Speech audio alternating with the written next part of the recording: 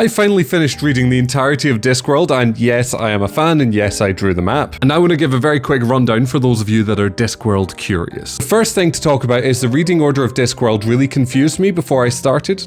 It is a series of different plot lines, all in the same world with different characters that recur in those plot lines. So when it comes to reading order, I actually recommend reading it in publication order, just because all the things kind of play one to the other, and they're all pretty standalone, and it's just such a good time. The only controversial thing is I actually recommend starting at Guards, and then going back to the Color of Magic, because these are fine, but it's definitely Pratchett getting his feet. Now, one of the immediate best through lines of the entirety of Discworld is the quality of characters. This here is Sam Vimes. And let me tell you, he would be the first in line to say all cops are bastards. And it feels like every book is this incredible exploration of a really angry, really determined man with a strong sense of justice trying to make it work in a world that is dominated by politicians and capital interest. So anyway, I think Sam Vimes is an excellent starting point to just get that real taste of what makes Discworld so special to me. So, the original novels are all based around this guy here, Rincewind, the wizard that can't spell. You see, he can't spell wizard on his hat.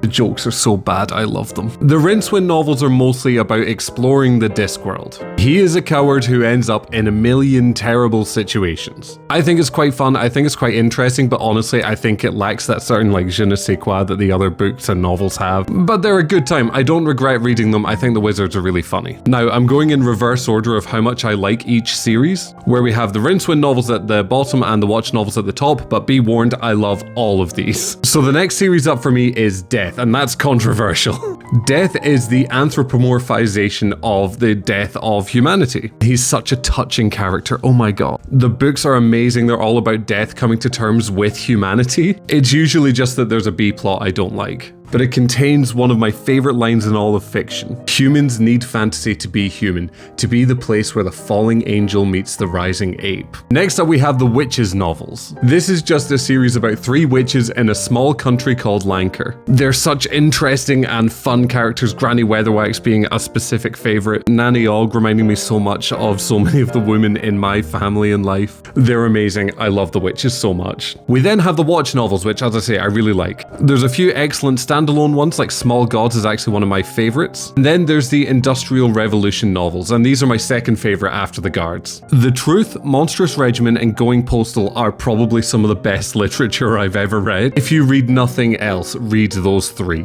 Oh, that was such a short introduction. If you have Discworld questions, make me talk about these books. I love them. Anyway, have a lovely day. Okay, bye.